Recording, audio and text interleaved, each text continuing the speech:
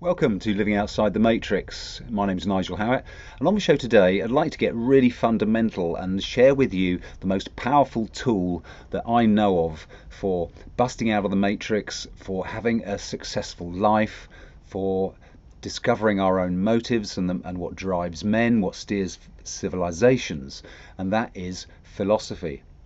Now, most people think that philosophy is a really boring subject of academic interest only, but it couldn't be further from the truth. Welcome to the Matrix. That in itself is a huge myth. Philosophy is right at the heart of men's motives and their choices, and in understanding the direction of civilizations. I've learned we have to look at philosophy, which means the ideas. It's a battle of ideas today. To fight ideas, we have to come up with better ideas. So philosophy helps us understand all of these different ideas that are being pursued out in policies in the real world. The race towards socialism, collectivism that's approaching with ever more regulation and control. These things stem from philosophical ideas. So in a battle of ideas, we have to get savvy with ideas, and philosophy informs us of the history of these ideas and which ones work and which ones don't. We all need philosophy if we want to become more conscious, if we want to learn to think for ourselves, get in the driver's seat of our minds, if you will, and really take control of our lives. We really need philosophy. It's not something that we should shun away and think, oh, that's boring. So that's the kind of thing that we're going to be going into today.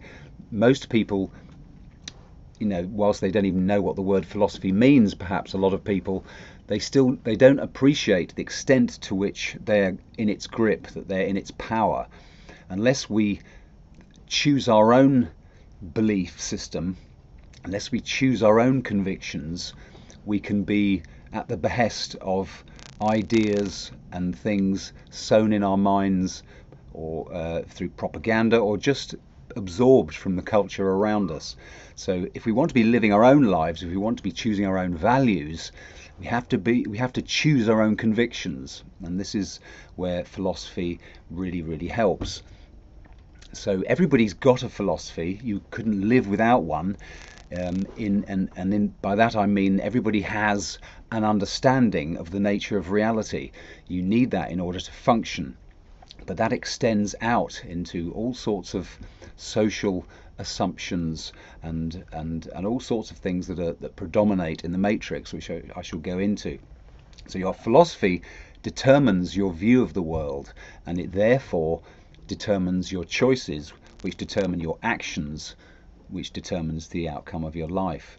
So it's really the most fundamental science, and informs all of the other sciences. So let's take a brief look. What is philosophy? Well, it's a science that studies the fundamental nature of existence, of man, and of man's relationship to existence. Don't go to sleep here. The philosophical premises that we hold affect our understanding of reality, of what is possible and what is not, of what is good and what is not. So it's our understanding of the way things are has a massive bearing on how we choose to live, and what we will put up with, what limitations and sufferings we'll accept as normal. A lot of people think, gosh, I'm not influenced by any philosophy, I've never read any, it's got nothing to do with me. But popular catchphrases all derive from philosophical ideas that have emerged over the ages. The belief that life is suffering, for example, this comes from religion, from Christianity and so forth. That you must sacrifice for others. You cannot be sure of anything. Oh, don't be so sure. You can't be certain of that. That's a philosophical idea, that doubting the ability of your reason and your faculty of mind to be able to know reality. Things like, it may be true for you, but it's not true for me. This is a fundamental philosophical idea The heart is superior to the head. Selfishness is evil. So we've all heard these sorts of catchphrases, and in the absence of us deliberately choosing what we think, what we believe, what we understand to be true, deliberately doing this gives us control over our mind, over our thinking, over our values, and over the course of our life. So very briefly, there are 5 branches of philosophy. Metaphysics, which is the study of the nature of reality, and it deals with questions such as where am I, what is real, what is the nature of reality. And then alongside that there's epistemology, which is the study of knowledge, and this answers the question, how do I know? So where am I, what is the nature of reality, how do I know, what's my means of gaining knowledge, what is knowledge?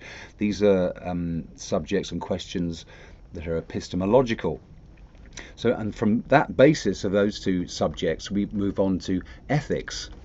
And ethics determines, once we know where we are and how we know it, it determines, well, what do we do? How do we act to best further our existence, to support our lives? What should we do? What's the code of morality that we should follow to live by? That's the prevail of ethics.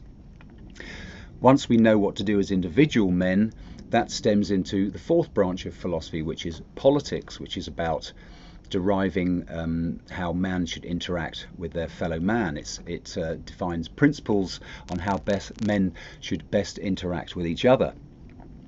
And the 5th branch is aesthetics, which deals with the role and the function of art in man's life. It's Ayn Rand dubbed it as the refueling of man's consciousness.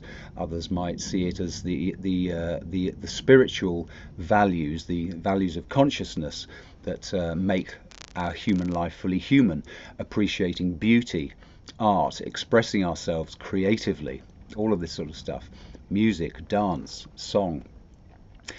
So that's aesthetics. Those are the 5 basic branches of philosophy, and they encompass a whole view of reality. As I said, everyone's got one, but we need to become aware of this subject and see how massively it can help us in our quest to become more conscious and to act independently of the herd, to step outside of the matrix and empower our own lives. So what is philosophy for? Well, I'm going to quote Ayn Rand here because she's chosen words far better than I can. She says, the task of philosophy is to provide man with a comprehensive view of life. This view serves as a base, a frame of reference for all of his actions, mental or physical, psychological or existential. This view tells him the nature of the universe with which he has to deal, metaphysics.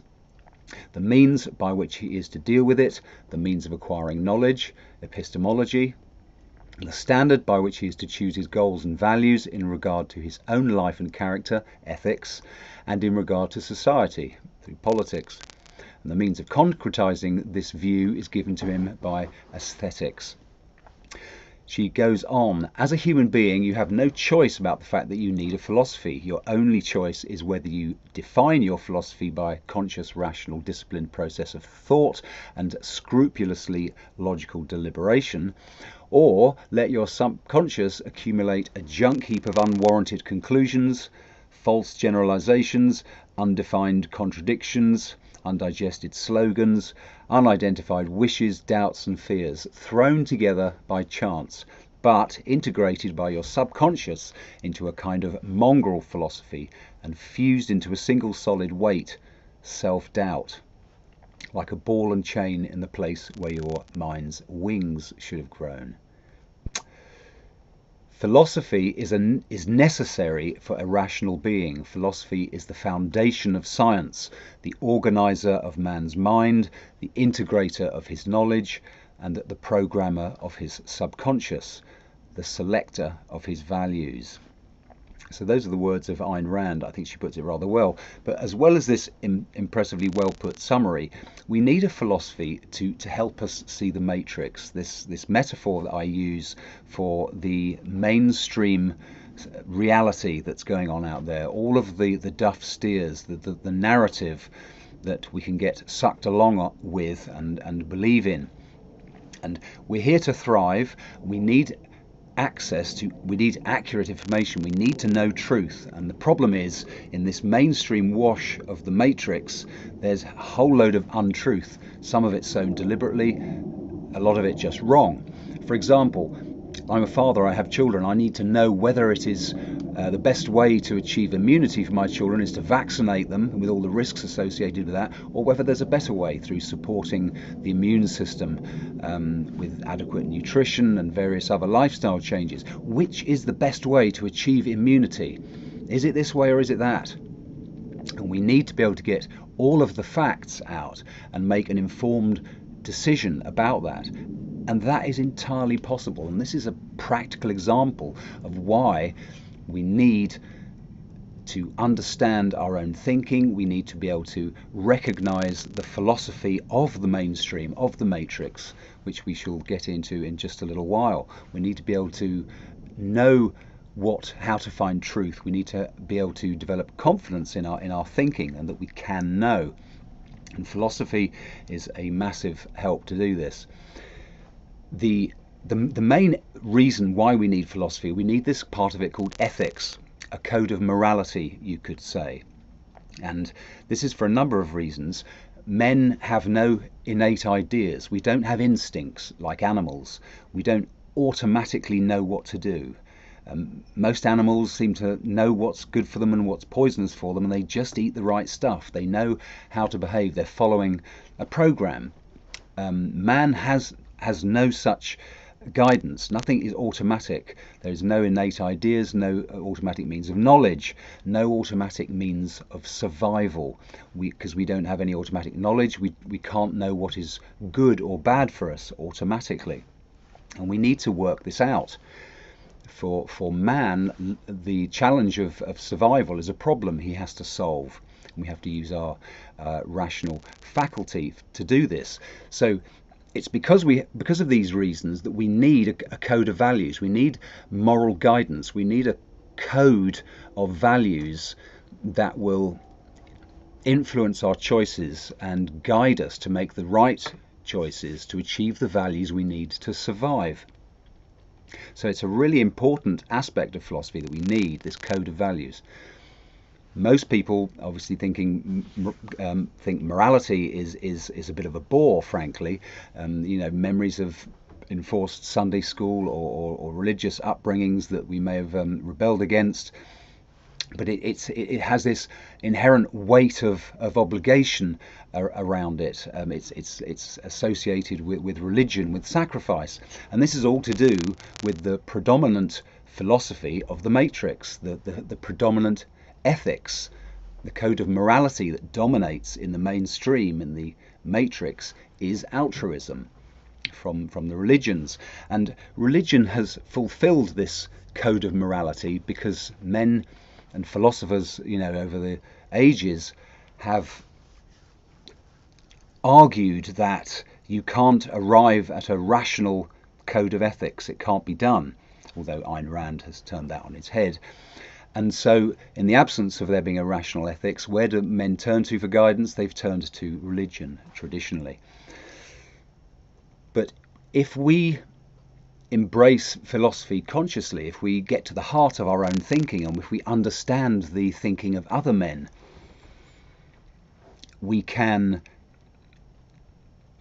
far better find truth. And it's a massive tool for, as I say, for getting out of the matrix, for spotting the false ideas that don't work as well as the good ideas. Because philosophy it's the study of ideas, broadly speaking, ideas that men have considered to be true, and some still consider to be true. And if you know, a lot of philosophical ideas are simply wrong. Some of them completely undermine life.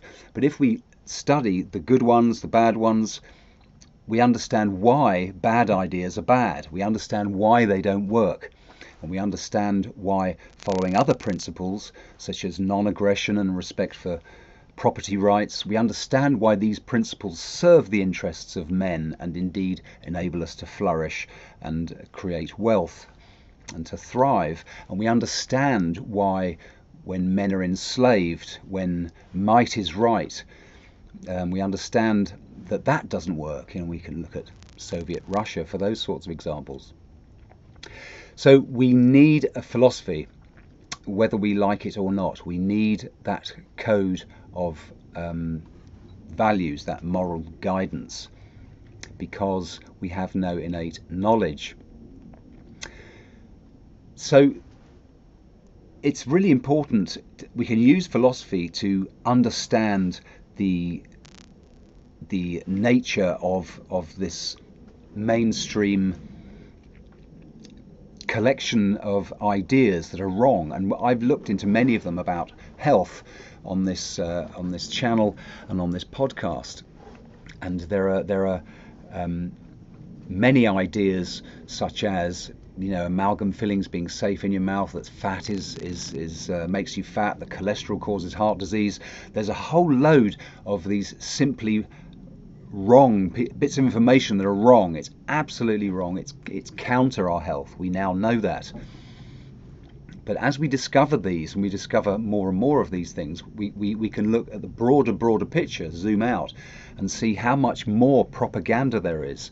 The classic big one is this man-made climate change myth, where carbon dioxide is the bogeyman, and it simply flies in the face of the facts when we look rationally at the whole topic. And yet this whole thing has been accepted by so many people. It's been institutionally accepted, and therefore everybody else just follows on with that appeal to authority. Well, if everybody says it's true, then it must be true. But it really isn't. More carbon dioxide in the air would be great news for an abundant planet, because plants would grow so much more vigorously with the extra CO2 content. So this is just another example of how reality has been turned upside down by these false ideas. They're 180 degrees wrong. Many people believe that we live in a free society, when in fact we live more akin to a free-range farm. We live in countries that are essentially tax farms. The whole financial setup of commerce and banking, central banking, fiat currency, the surreptitious tax of inflation, all of these things go past the average person, because they're plugged into this mainstream narrative, which of course either denies or ignores a lot of the reality of the way things are. And it's important, if we want to bust out of the matrix, we have to be able to think for ourselves, choose our own values, but also be able to spot the wrong ideas. So let's just briefly look at the predominant moral guidance within the matrix as being altruism, as being man has no inherent right to live for his own sake. Man exists to serve other, whether that's God, or whether that's society, or whether it's the king or the emperor or the tribe. Man exists to sacrifice. This is the predominant idea, and mainly from the main three monotheistic religions, of course. I was raised a Catholic and a Christian, and morality there was all about Jesus being the most moral man, and he demonstrated the ultimate sacrifice, which was to give up his life. And in the Old Testament as well, there's Abraham being prepared to sacrifice his son. So all of the three major religions, the main ethics, the morality, is all about sacrifice. Now, this is the context, this is the matrix. But if we're to thrive, if we're to invest in ourselves, our personal development, maybe start a business and work 24/7 at being successful, being really, really centered on your own needs to achieve those goals. But that's being selfish. If we focus entirely on ourselves and our needs and our rational self-interest, that's deemed evil by this conventional morality. And that is wrong. It just it's counter to the notion of thriving. So if anybody does invest in themselves, build up a business, work on their own personal development, become the best person that we can be individually, that's going to carry a burden of guilt, because we're not helping our fellow men, we're not giving up values, we're not sacrificing ourselves. So conventional morality is set at odds with the practical. If you want to be practical and you want to be rationally self-interested and successful, that's immoral. Whereas if you want to be completely moral and give up your values and become a monk or a Mother Teresa and give away everything, that's ultimately moral, but ultimately impractical. So the context that we're in is one where the dominant morality of altruism is absolutely upside down, in that it's counter to life, it's counter to the best interests of individuals, because life is an attribute of individual organisms. It comes down to the individual. So anything that's anti-individual life is immoral. And Ayn Rand makes a fantastic illustration of this in her demonstration of a rational ethics, and I recommend, I've got a link in the article to this and below the video, to her audio book of her book, The Virtue of Selfishness. Fantastic read, or have a listen to it. But she completely explodes the myth that you can't have a rational code of ethics, and she starts by saying, well, why do we need a code of values? Why do we need these ethics? Why do we need guidance? Why does man need a code of values? What are values? Why do we need them? She gets really fundamental. She doesn't ask, well, which code of values should we adopt? Altruism. She goes straight to the heart and says, what are values and why do we need them? And it's a fantastic expose. She establishes the rational standard of values being to support human life. And it's beyond the remit of this particular podcast to delve right into her ethics, but I do recommend that you check out The Virtue of Selfishness. So we got that the context of the Matrix is sacrifice. It's anti-thriving, and it's important to be able to identify these predominant values so that we can consciously choose our own convictions and realize that if we are rationally self-interested, if we reject the notion of sacrifice, if we reject the notion that man has no right to live for himself, our primary moral objective, according to Rand, is our own happiness. It's to assume responsibility for our own life, and that means being rationally self-interested. So Rand totally, as I've said before, totally turns conventional morality on its head. And I very much recommend to anybody looking at the ideas of Ayn Rand, because she really has revolutionized philosophy. But the big picture here is that if we take a look at philosophy, if philosophy becomes a part of our life, we are less likely to be controlled. We are necessarily a more thinking and more conscious human being if we're actively choosing what to believe and understanding why we believe it. If we're choosing what is true and what is not, if we're stepping up and judging, evaluating and judging ideas and weighing them up, it's a massively helpful tool to spotting truth within the matrix and not pursuing an incorrect path which can, come back to bite us, or to actually serve counter to our interests, eating the wrong food and all these other health things, chasing the idea that CO2 is a bogeyman, which in fact more CO2 in the atmosphere would be a good thing. So I hope you got some value from this. I hope you can see how powerful philosophy is and what a massively useful tool it is to help us all become more conscious, bust out of the matrix, establish truth, make the right choices and thrive. Please check out the website lawfulrebel.com for all sorts of details on this subject and related ones. And thank you very much for listening, and do join me again for another episode of Living Outside the Matrix. Change you want to see.